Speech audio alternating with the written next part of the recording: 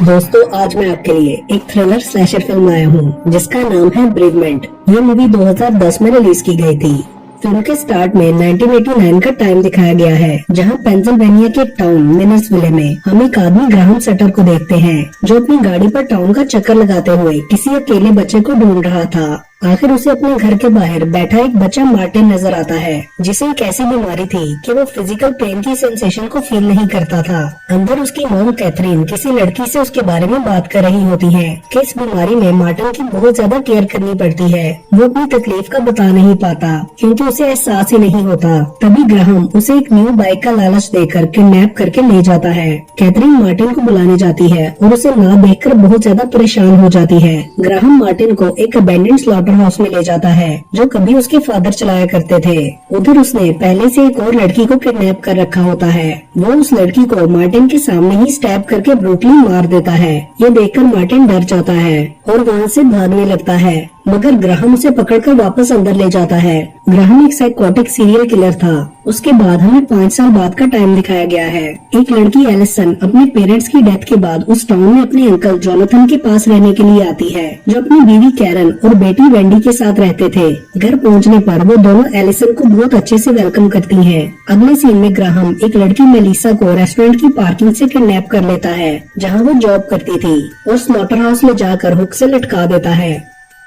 अगली सुबह वो नोटिस करती है कि वहाँ पर उसकी तरह और भी लड़कियां बंद हैं। दूसरी तरफ एलिसन बाहर जॉगिंग के लिए जाती है तो स्लॉटर हाउस के सामने से गुजरते हुए उसे खिड़की में मार्टिन नजर आता है। वो देखकर आगे चली जाती है और तब हम देखते हैं कि मार्टिन को वहाँ ग्राहम ने खड़ा किया था ताकि वो अपने नए शिकार को फांस सके। आगे जाते हुए एलिसन की एक ट्रक से टक्कर होने लगती है तो वो खुद को बचाते हुए गिर जाती है। करीब खड़ा एक लड़का विलियम उसके पास जाता है और उसकी हालत देखकर उसे घर छोड़ने चला जाता है। रास्ते में बातें करते हुए उन दोनों की दोस्ती हो जाती है। जोनाथन उन दोनों को साथ देख लेता है।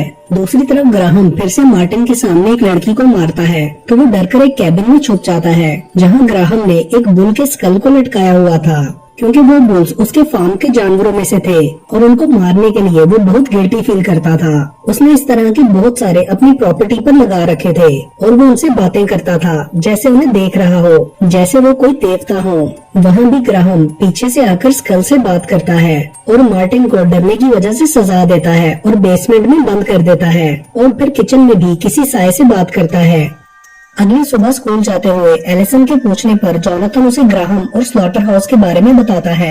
दूसरी तरफ ग्राहम मार्टिन को बेसमेंट से निकाल लेता है और कहता है कि मुझे तुम्हारे सुकून से जेलसी होती है। अगले सीन में एलिसन स्कूल से अकेली वापस आ जाती है और विलियम से मिलती है। विलियम के डैड टेड डिसेबल थे, इसलिए वो स्टडीज छोड़कर काम करता था और डैड की केयर करता था। वो दोनों अकेले रहते थे। वापसी पर एलिसन स्लॉटर हाउस को देख रही होती है तो उसे ग्राहम नजर आता है, मगर वो इग्नोर करके आगे चली जाती है। दूसरी तरफ मार्टिन मेलिसा के कहने पर उसे खोल देता है। ग्राहम अंदर होता है और बुल स्कल से कहता है कि तुमने जो कहा मैंने सब कर दिया, मगर तुम इसे रोक सकते थे। फिर वो जाकर देखता है तो मेलिसा वहाँ नहीं होती। वो भागने की कोशिश कर रही होती है, मगर उसे बाहर जाने का रास्ता नहीं मिलता। तभी ग्राहम वहाँ पहुँच जाता है। उसे देखकर वो छुप जाती है, लेकिन ग्राहम उसे पकड़ लेता है और उसकी टांग में हुक घुसाकर लटका देता है। फिर फर्नेस में ले जाकर बर्नर ऑन करके दरवाजा बंद कर देता है।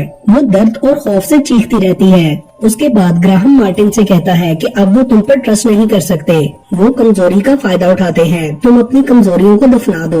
ऐसा फील हो रहा था जैसे वो किसी अनसीन पावर से डरते हुए बात कर रहा था।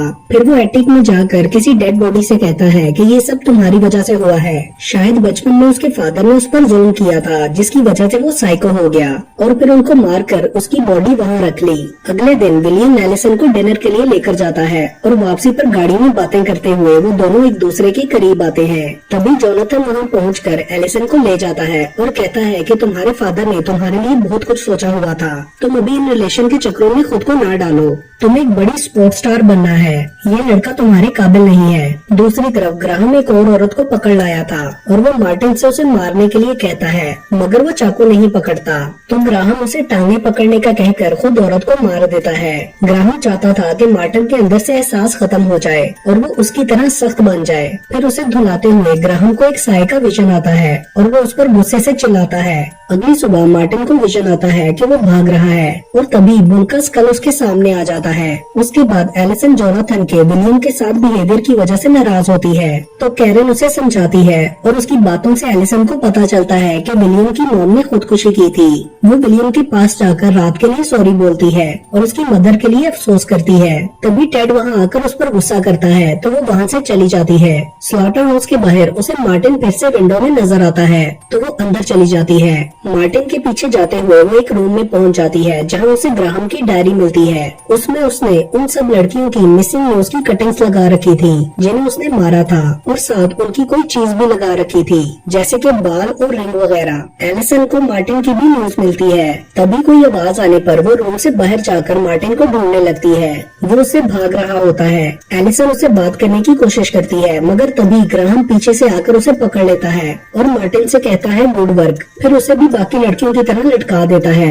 अगले दिन जोनाथन उसे ढूंढने के लिए जाने लगता है तो विलियम भी वहाँ आकर उसका पूछता है और बताता है कि कल हमारा झगड़ा हो गया था। जोनाथन उस पर गुस्सा करता है और एलिसन से दूर रहने के लिए कहता है। फिर वो उसे ढूंढने के लिए ग्राहम के घर जाता है। उसकी आवाज सुनकर ग्राहम एलिसन के मुंह पर पट्टी बांध देता है और जाकर जोनाथन की बात सुनता है। वो एलिसन और उस छोटे बच्चे का पूछता है जिसका एलिसन ने उससे जिक्र किया था, मगर ग्राहम उसे अपने घर से जाने का कहता है, लेकिन जोनाथन अंदर जाना चाहता था। तभी एलिसन की पट्टी खुल जाती है और वो जोर से जोनाथन को आवाज देती है, मगर तभी ग्राहम उसे शूट करके मार देता है। उसके बाद वो गुस्से से एलिसन को कोल्ड रूम में लॉक कर देता है। उधर विलियम को गुजरते हुए जोनाथन का ट्रक ग्राहम के घर के बाहर नजर आता है तो वो उन्हें देखने के लिए अंदर चला जाता है। एलिसन लाइट ऑन करती है और बॉडी पार्ट्स देखकर बहुत ज्यादा डर जाती है। उधर विलियम एलिसन और जोनाथन को आवाज देता है और फिर उन्हें ढूंढते हुए वो स्लॉटर हाउस तक पहुंच जाता है। एलिसन मार्टिन को देखकर दरवाजा खोलने का कहती है लेकिन वो भाग जाता है। तभी विलियम एलिसन तक पहुंच जाता है और दरवाजा खोलने की कोशिश करता है, मगर ग्राहम पीछे से उस पर शॉवल से अटैक करके मार देता है। इस सब के बाद वो अजीब बिहेव कर रहा था और बुल स्कल से बात करते हुए कहता है कि तुम उसे छोड़ दो, मुझे उसकी जरूरत है। और फिर वो ऐसे फील करता है जैसे उसने बुल स्कल को तोड़ दिया है, मगर वो ऐसा नहीं कर पाता और रोने लगता है और फिर कहता है कि तुम जीत गए। उसके बाद वो मार्टिन के पास जाकर अजीब सी बातें करता है। उसे अब मार्टिन की एबिलिटी से डर लगने लगा था और वो उसके हाथ को नाइफ के साथ टेबल पर पिन कर देता है ताकि वो भाग न सके। दूसरी तरफ एलिसन लॉक में रॉड फंसाकर दरवाजा खोल लेती है और भागते हुए मार्टिन को देखकर उसके पास जाती है और उसके हाथ से नाइफ निकालकर उसे भी साथ ले जाती है और बुल के स्केलेटन को गिराकर कहती है कि इससे मत डरो, ये कुछ भी नहीं है। मार्टिन शॉक्ड हो जाता है। ग्राहम जोनाथन की बॉडी को उसके घर ले जाता है और जब कैरन दरवाजा खोलती है तो वो उसे पकड़ लेता है। कैरन वेंडी को भागने का कहती है तो वो जाकर अपने रूम में छुप जाती है। ग्राहम कैरन को स्टैब कर देता है। एलिसन मार्टिन को उठाकर भागते हुए घर की तरफ जा रही होती है। ग्राहम जोनाथन की बॉडी को कैरन के पास लेटाकर घर को आग लगा देता है और चॉपर लेकर वेंडी की तरफ जाता है। वेंडी उससे कहती है कि मेरे एनिमल्स को हर्ट मत करना, तो वो ये सुनकर इमोशनल हो जाता है और वो डिसाइड करता है कि मार्टिन की जगह उसको अपना असिस्टेंट बनाकर अपने साथ ले जाएगा। उधर एलिसन घर आती है तो कैरन उसे वेंडी को बचाने का कहती है और वो ऊपर जाकर ग्राहम को स्टैब कर देती है तो वो वहाँ से भाग जाता है। उसके बाद एलिसन नीचे जाकर 911 पर कॉल करने लगती है। तभी मार्टिन उसके पेट में चाकू मारता है और फिर उसे स्टैब कर करके मार देता है, क्योंकि इतने साल ग्राहम के साथ रहकर वो भी साइको किलर बन गया था। फिर वो वापस जाकर वेंडी को भी मार देता है और वहाँ से वापस चला जाता है। ग्राहम घर पहुंचकर अपने फादर की डेड बॉडी से बात कर रहा था तो मार्टिन वहाँ जाकर उस पर कुल्हाड़ी से अटैक कर देता है और उसके सारे बॉडी पार्ट्स तोड़कर ब्रूटली मार देता है। अगले दिन पुलिस जोनाथन के घर पहुँचती है तो सब जल चुका होता है और वो उसे एक्सीडेंट समझते हैं।